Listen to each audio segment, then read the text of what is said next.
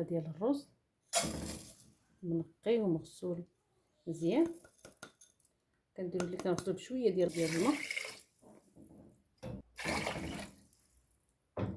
مليحه، زيت البلديه،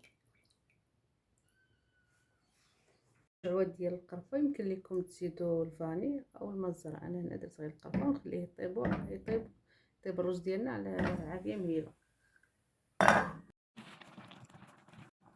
من بعد ما طاب الرز ديالنا غنضيفو عليه الزلافه ديال الحليب. ملي يغلى الحليب غنقدموه.